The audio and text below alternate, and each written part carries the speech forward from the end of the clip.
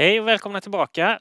Maybe I should take this in English. We will move towards the other side of the Atlantic and listen to Saniona, which will be presented by the CEO, Rami Levin. Welcome, Rami. Thank you. Thank you for having me. So I'd like to talk about Saniona, some of the recent updates and developments in the company, and I'll jump straight into our company highlights. Saniona is a clinical stage biopharmaceutical company.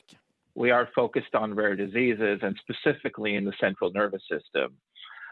As a rare disease company, our most advanced asset in development is a product called Tesamet, which we are developing in two rare eating disorders. The first one is called Prader-Willi syndrome, and the second one is called hypothalamic obesity. In both cases, we are advancing now to mid-late stage development of Tesamet in those two indications. In Prader-Willi syndrome, we are planning to kick off a phase 2b trial before the end of the year, with the hope that this will be a pivotal trial.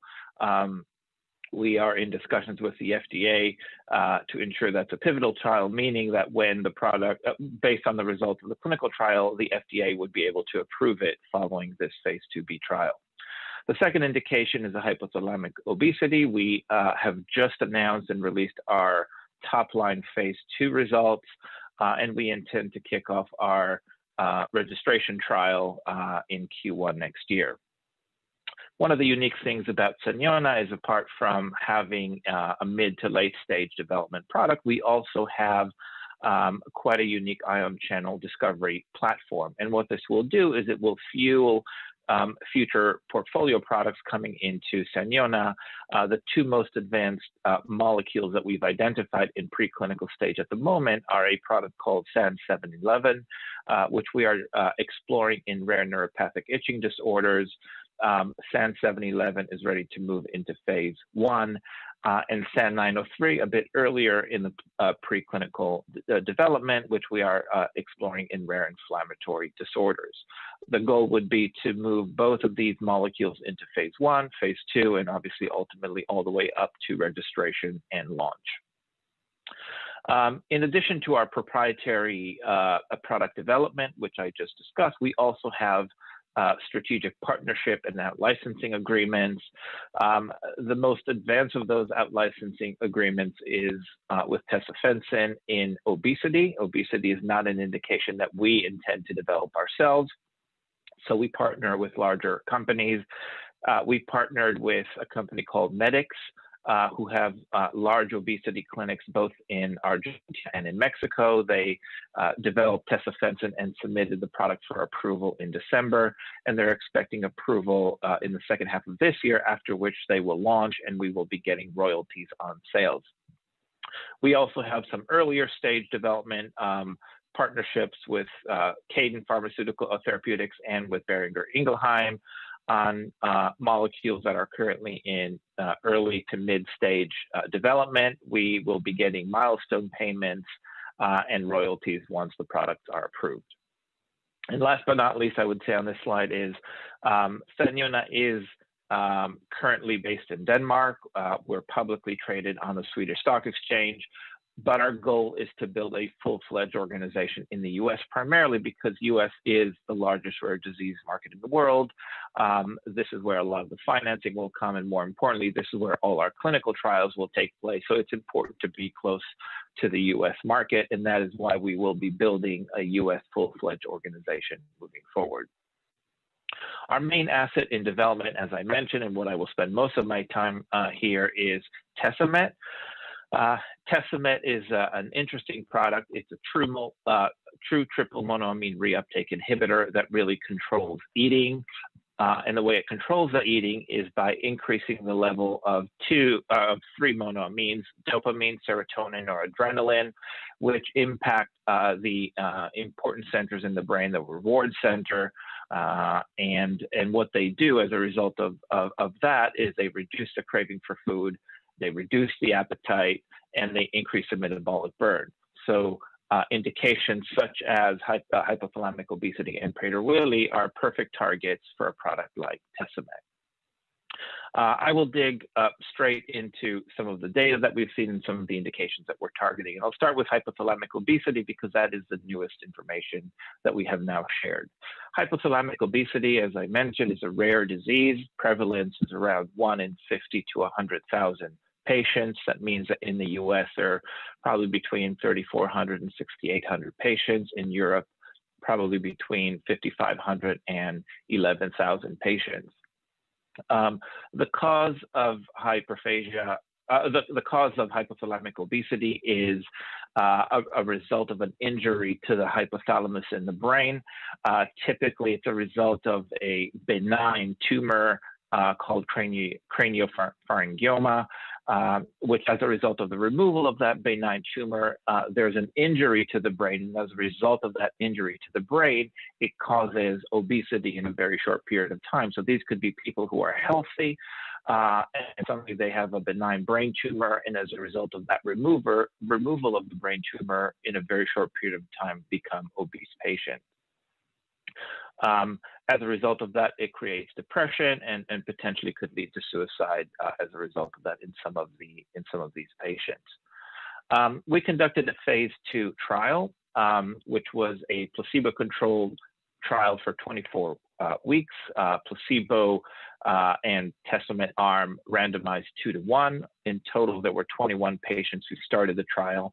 And after 24 weeks, 18 patients completed the trial, and all 18 weeks continued to an additional 24-week open label crossover phase, where basically all the placebo patients were offered the opportunity to go on the treatment of Testament.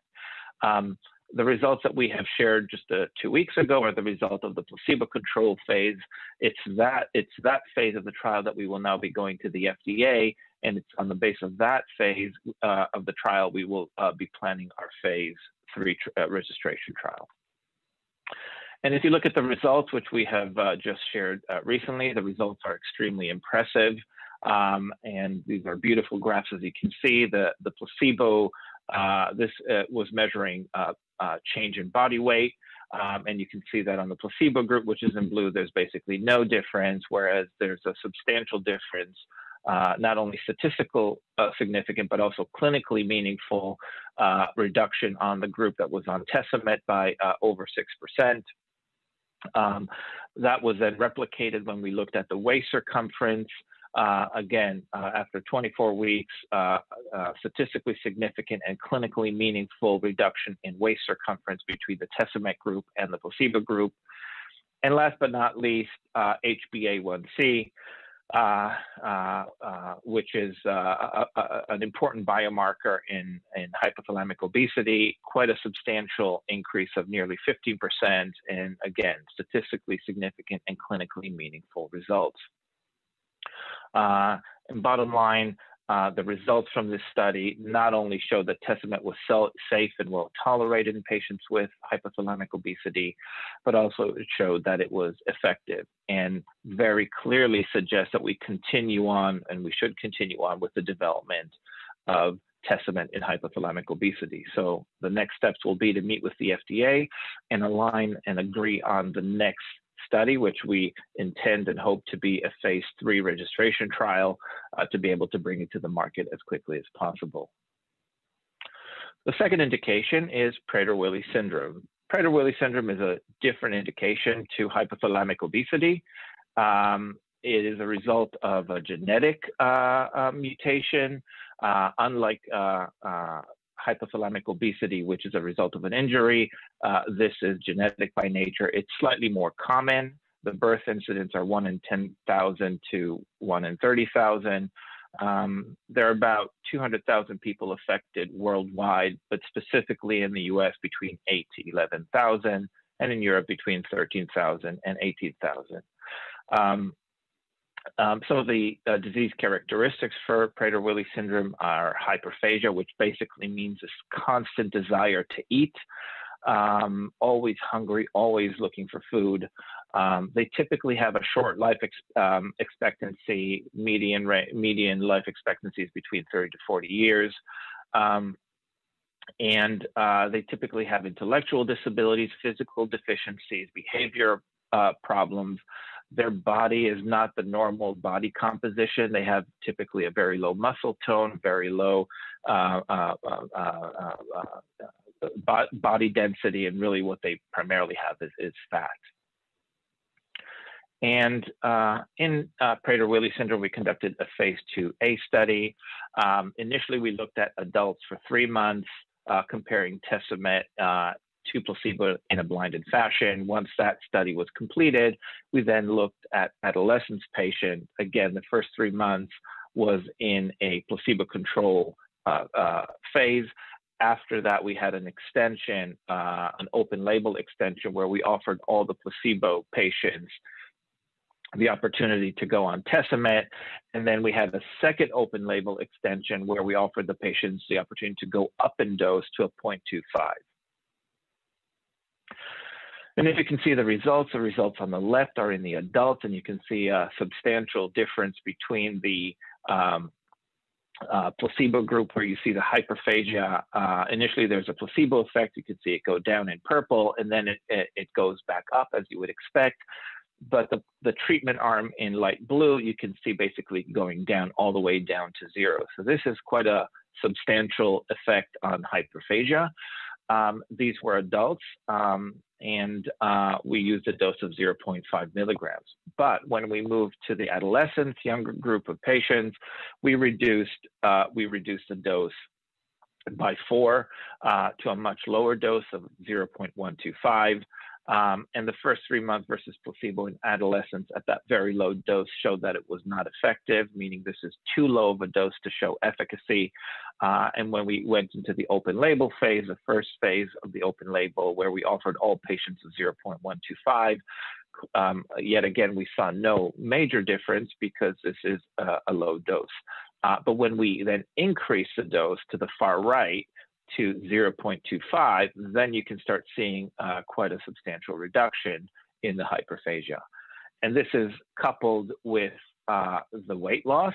And here on the left graph, the furthest to the left, you can see the weight loss in the adults. And just like the hyperphagia, also the weight loss was quite substantial, with minus 5.6%.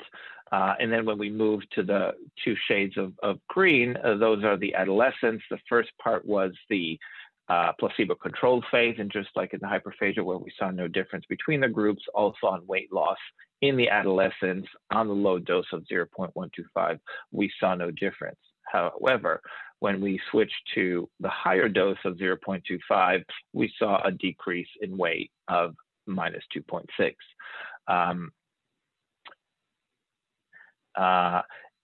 That in itself, very strong results suggest that we need to move on in the development of Prader-Willi syndrome. We will be meeting with the FDA this quarter with the intent to align and agree on the next steps of development in Prader-Willi. We have the intent to kick off a phase 2B trial before the end of the year. This is a study design of the phase 2B. As you can see, this is a very robust trial, 144 patients, looking at 4 different arms, including placebo, and 3 different doses. The 0.125, which is the low dose, the 0.25, which is our main targeted dose, and a 0.375, which is a slightly higher dose. The patients will be on treatment for 16 weeks.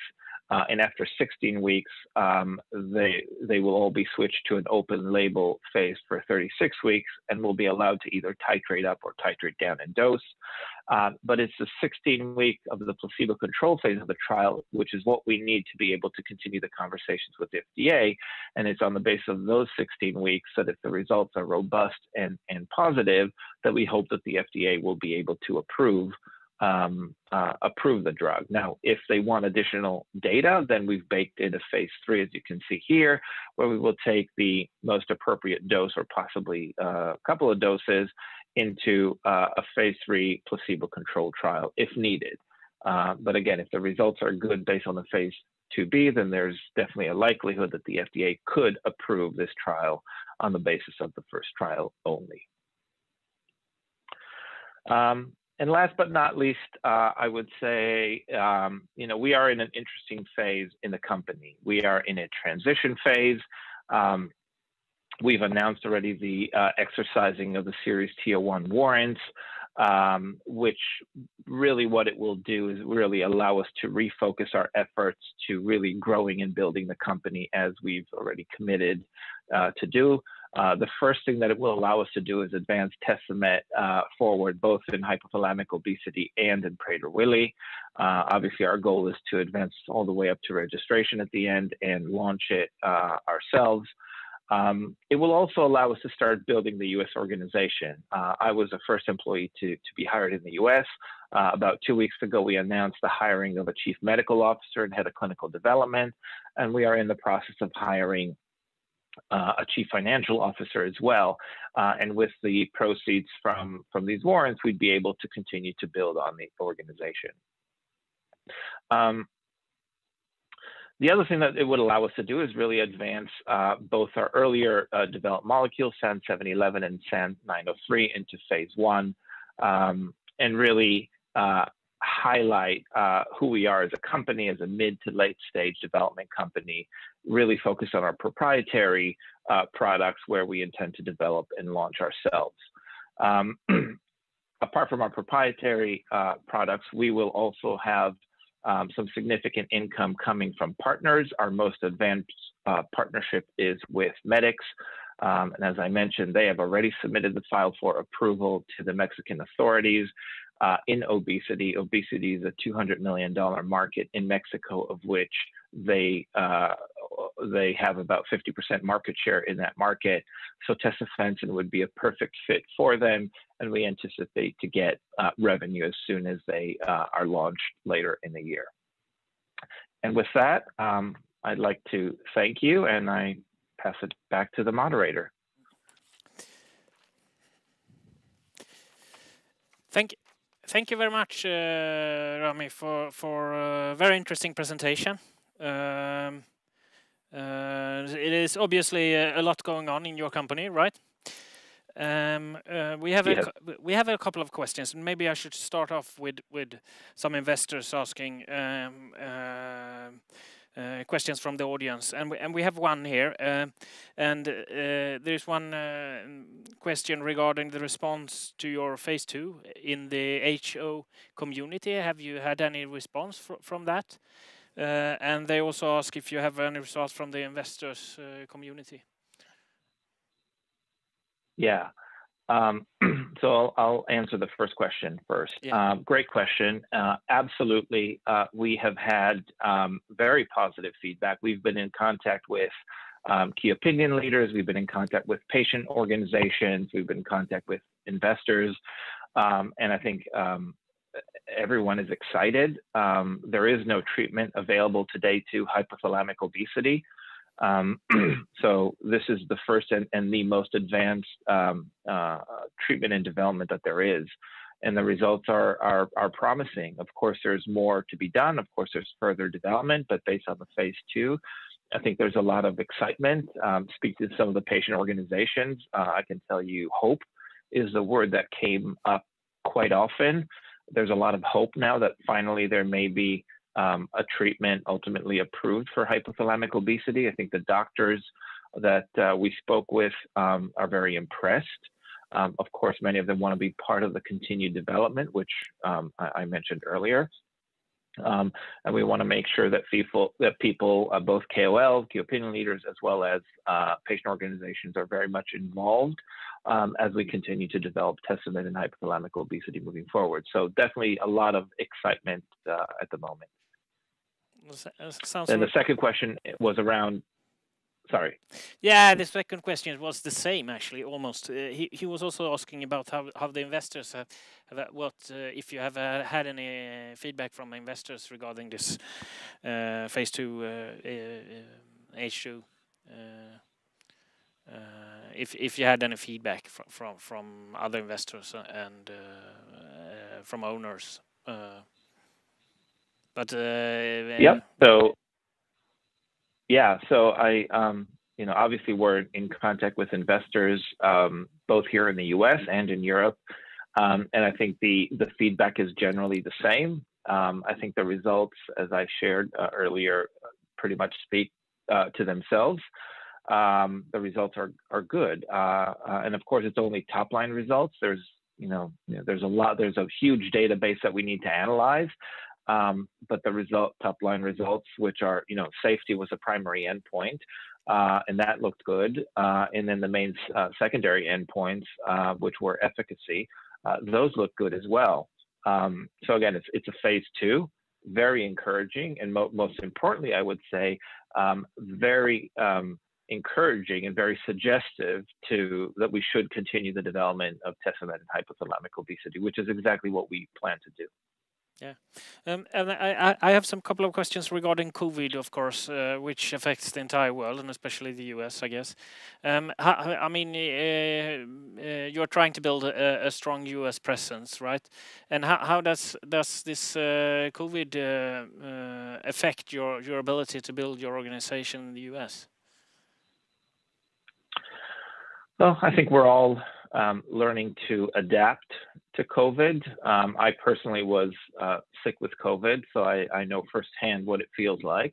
Yeah. I'm fully recovered now, but I would say up until now it hasn't really impacted us, not from a clinical trial perspective. Luckily, the last patient last visit in the phase 2 hypothalamic obesity was managed to come to the hospital, and the data was recorded.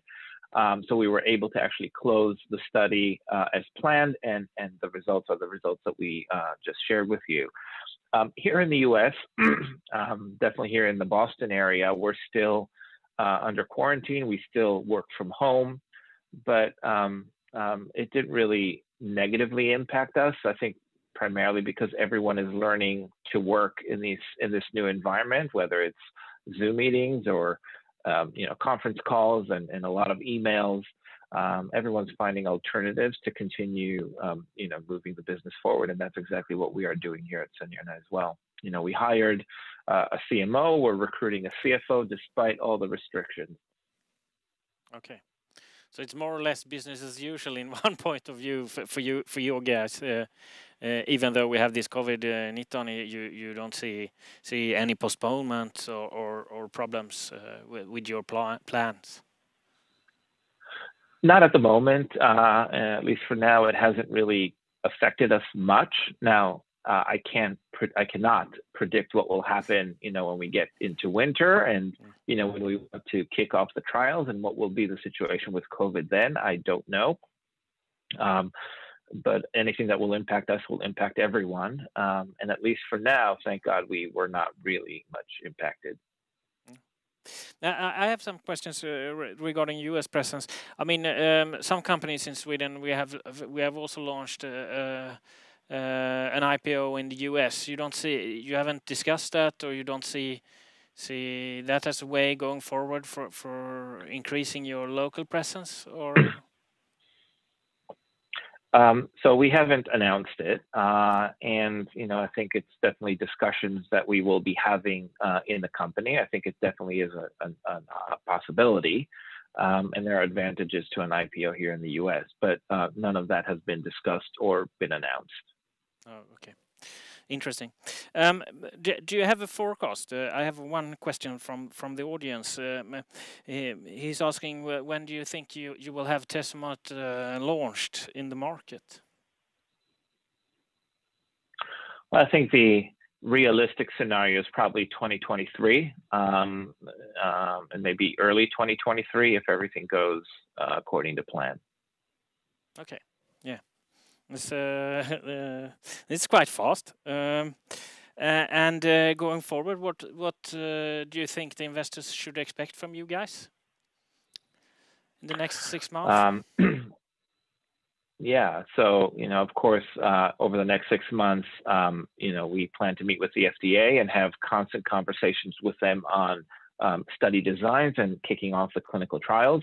Because, as I mentioned, our goal will be to kick off the next clinical trial in Prader-Willi before the end of the year, and the clinical trial in hypothalamic obesity in Q1. So in preparation for that, there's a lot of work that needs to be done with the FDA in building and aligning on what that trial would look like.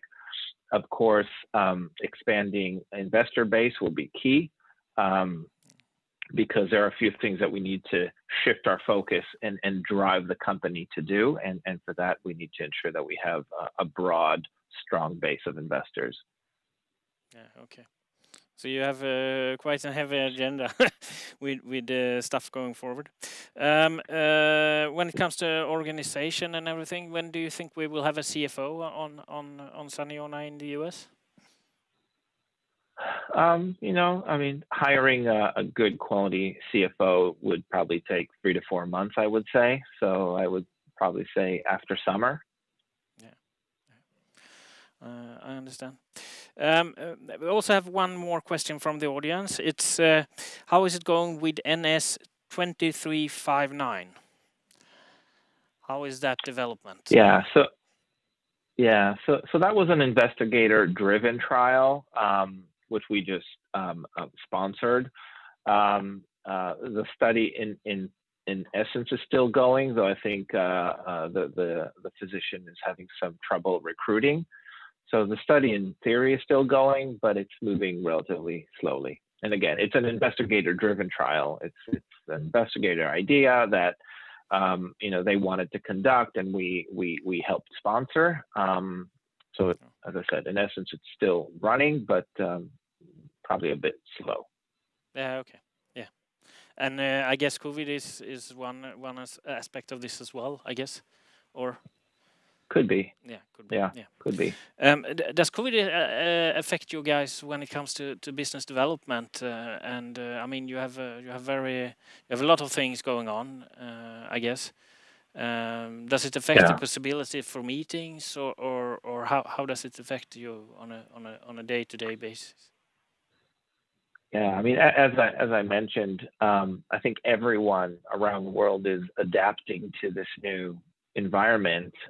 You know, even this call, I would probably be there in person, and here we are doing it by a Zoom call, right? Yeah. And I would say the same thing you can say on everything from, you know, meeting with investors that I would typically meet in person. We're now doing Zoom calls. You know, KOL meetings that we would do in person, we're doing Zoom calls. So as I mentioned earlier, I think business is moving on because people are figuring out ways to adapt. And that goes across the board, from BD to investors to clinical development, etc. Okay. Yeah, time is running out, Rami. Thank you very much for this call. It was very interesting to hear about your progress as a company. We look forward for more updates. Thank you. Thank you. Thank you for having me. Yeah.